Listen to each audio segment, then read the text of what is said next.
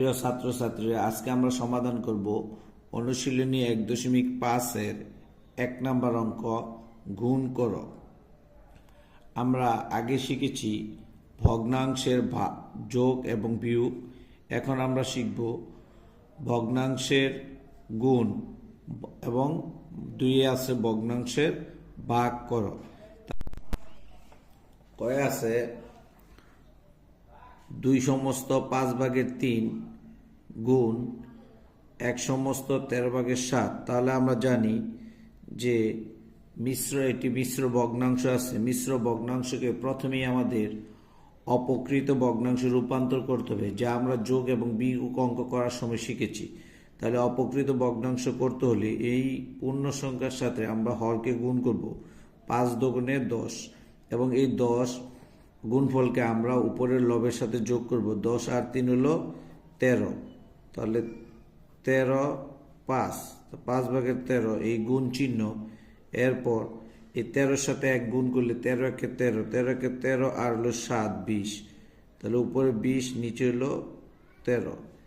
এরপর আমরা এটা উপরে নিচে ভাগ করব অথবা কাটাকাটি করা যায়। তাহলে এখানে 13, এখানে 13 আমরা কি করব, কেটে দেব। এই 5 দ্বারা যদি আমরা 20কে ভাগ করি তাহলে 4 5 20। তাহলে এখানে আর কোনো সংখ্যা নেই, আমরা 4 রাখতে পারি।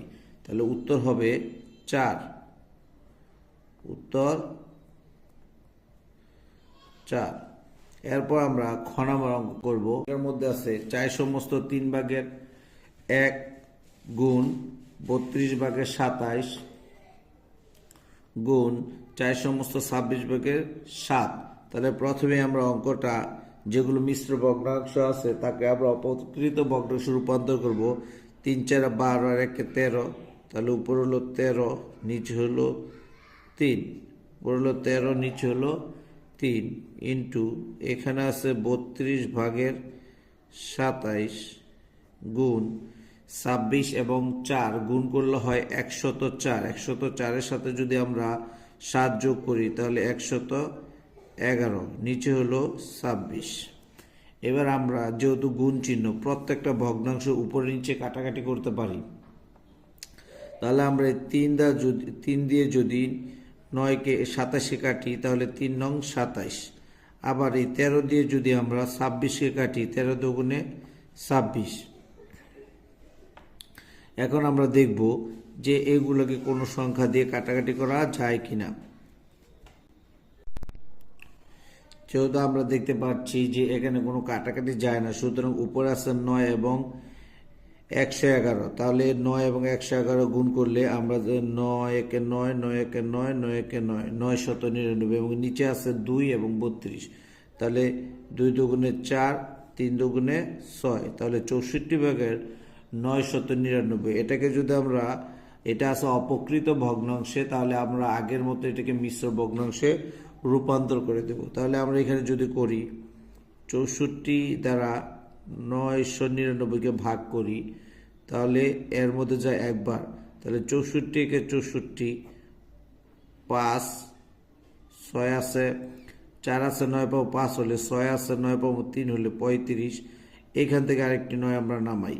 তাহলে এটাকে আমরা 5 দিয়ে যদি দিই, 4 5 20-এর 0, 20-এর 0, হাত আছে 2, 5 6 30 আর 2 32।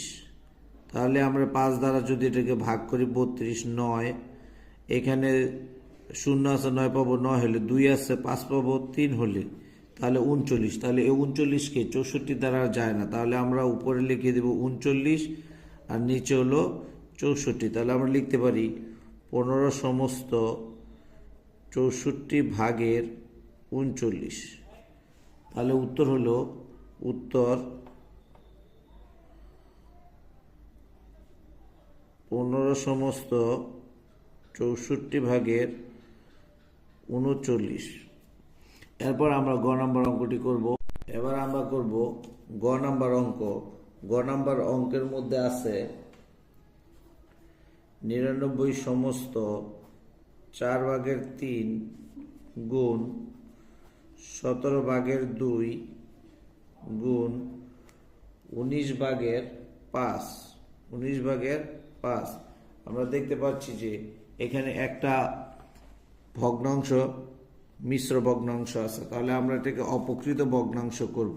তাহলে 4 দিয়ে যদি আমরা 99কে গুণ করি, 4 নং 36 6, হাতে আছে 3, 4 নং 36 আর 3 হলো 39, এর সাথে আমরা আবার 3 যোগ করলে 3 আর 6 হলো 9, 9 3, তাহলে 399। তাহলে লিখতে পারবো 4/399 ইন্টু, এখানে আমরা 17/2 ঠিক থাকবে, ইন্টু এখানে 19/5। তাহলে আমরা এটাকে যদি 2 দ্বারা যদি 4কে ভাগ করি তাহলে হয় 2। এবার আমরা দেখব এই 19 দ্বারা অথবা 17 দ্বারা আমরা 399কে ভাগ করতে পারি কিনা। তাহলে এই 19 দ্বারা আমরা 399কে যদি ভাগ করি, তাহলে 19 দ্বারা যদি 399 ভাগ করি, 19 দুগুণে 38, বিয়োগ করলে থাকে 1, এখানে নামলে 9, তাহলে 19 একে 19, 19 একে 19। তাহলে আমরা দেখি 19 দ্বারা 399কে ভাগ করলে হয় 21। যেহেতু আর কোনো সংখ্যা থেকে ভাগ যায় না, তাহলে আমরা 5-এর সাথে 21 যদি গুণ করি, 5 21 হলো 105। আর নিচে 17 আর 2 রয়ে গেছে, 17 এবং আর 2 গুণ করলে 17 দুগুণে 34। যেহেতু অন্য কোনো সংখ্যা ভাগ যায় না, সুতরাং আমরা নিচে হরগুলোকে একসাথে গুণ করে দেব এবং লবগুলোকে একসাথে গুণ করে দেব। তাহলে এই যে এটা হলো একটি অপকৃত ভগ্নাংশ, এখানে লব বড় হর ছোট, সুতরাং একে আমরা মিশ্র ভগ্নাংশ 105। 3 দ্বারা করলে আমরা 3 4 12, 2 হাতে আছে 1, 3 3 9 1 10, তাহলে 102। বা বিয়োগ করলে 2 আছে 5 পাবো 3 হলে, তাহলে 3 থাকে অবশিষ্ট। তাহলে আমরা লিখতে পারি 3 সমস্ত 30/3, 3 সমস্ত 34/3, এটাই হলো উত্তর। প্রিয় ছাত্রছাত্রীরা, এরপর আমরা করব অনুশীলনী 1.5-এর 2 এর ক খ গ 3টে অঙ্ক দেওয়া আছে, ভাগ করো। আমরা অঙ্কগুলো আগে করেছি ভগ্নাংশের যোগ, বিয়োগ, গুণ, এবং এখন আমরা ভাগ করব 3টি অঙ্ক। চলো তাহলে শুরু করি। প্রিয় ছাত্রছাত্রীরা, এখানে দেওয়া আছে 5/16/15। তাহলে যেহেতু একটা পূর্ণ সংখ্যাকে আমরা ভগ্নাংশে রূপান্তর করতে নিচে মনে মনে 1 ধরতে পারি, তাহলে লিখলাম। আর ভাগ চিহ্নকে আমরা গুণ চিহ্নে রূপান্তর করতে হলে ভাগের পরবর্তী যে ভগ্নাংশটা আছে তাকে উল্টেই দিতে হয়। পাওয়ার মানে এই হর হয়ে যাবে লব এবং লব হবে হর, তাহলে এটাকে আমরা ভাগের পরিবর্তে গুণ নিতে পারবো। তাহলে আমরা উপরে লিখবো 16, নিচে লিখবো 15। এখন এটি নিচে মনে মনে 1 5 দ্বারা 15কে ভাগ করলে হয় 3, তাহলে আমরা লিখতে পারি 3/16। তাহলে যেহেতু এটি একটা অপকৃত ভগ্নাংশ, তাহলে এটাকে আমরা মিশ্র ভগ্নাংশ রূপান্তর করব। তাহলে 3 5 15, ভাগ শেষ থাকবে 1, তাহলে 5 সমস্ত 3/1। প্রিয় ছাত্রছাত্রীরা, অনুশীলনী 1.5-এর 3 এর ক নাম্বার অঙ্ক আমরা সমাধান করব। এটা হলো সরল করো। আমরা সরল করার মধ্যে এখানে একটি চিহ্ন দেখতে পাচ্ছি এর।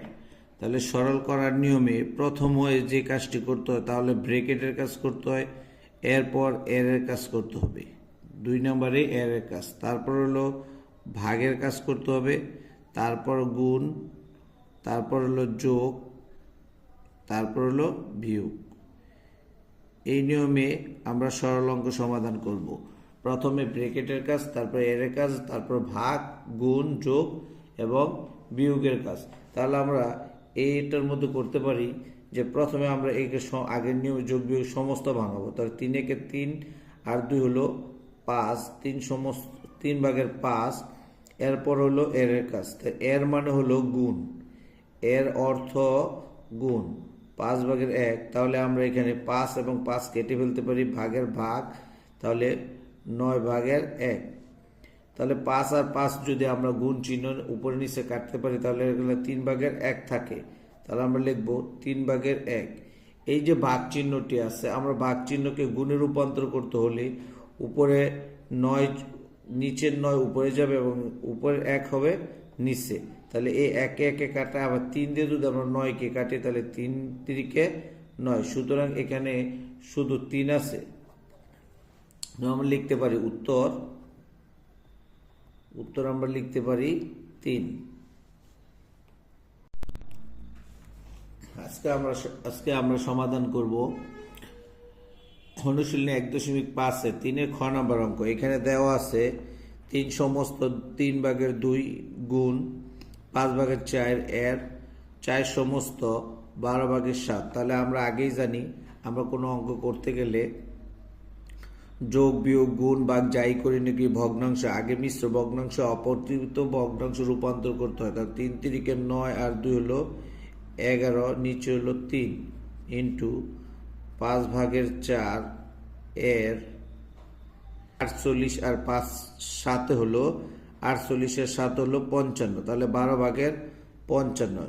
এরপর আমরা জানি এর কাজ আগে করতে হয়, তাহলে 3/11 আমরা রেখে দিলাম। এখন এর কাজ, তাহলে এই 5 দিয়ে যদি আমরা 55কে ভাগ করি তাহলে 5 11 55, এবং 4 দ্বারা যদি আমরা 12কে ভাগ করি তাহলে 3 4 12। তাহলে এখানে আছে হর হলো 3 এবং লব হলো 11। তাহলে আমরা লিখতে পারি হর হলো 3 এবং লব হলো 11। যেহেতু এটা গুণ চিহ্ন, সুতরাং আমরা উপরে নিচে কোনো সংখ্যা না মিললে কাটাকাটি করতে পারি না। তাহলে নিচের হর দুইটা একসাথে আমরা গুণ করে দেব। 3 3-কে 9 এবং এই 11 11 গুণ করলে হয় 121। তাহলে এটি হলো একটি অপকৃত ভগ্নাংশ। এটাকে আমরা মিশ্র ভগ্নাংশ রূপান্তর করব। 121কে আমরা 9 দ্বারা ভাগ করব। তাহলে 9 একে 9 থাকে কত 3, এখানে আমরা বিয়োগ করলে 9 আছে 12 পাবো, 3 হলে এই 1 আমরা নামাবো। তাহলে 3 নং 27, 31 থেকে 27 গেলে 4 থাকে, তাহলে 13 সমস্ত 9/4। তাহলে উত্তর হলো 13 সমস্ত 9/4, 13 সমস্ত 9/4, এটা হলো উত্তর।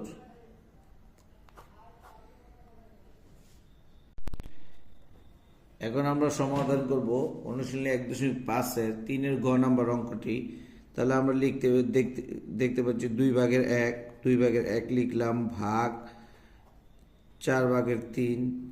এর কাজ আছে, তাহলে আমরা এর কাজ যদি করব আগে সমস্ত ভাঙিয়ে নিই। 9/8 ইন্টু 5 একে 5 আর 4 হলো 9, তাহলে 9 5।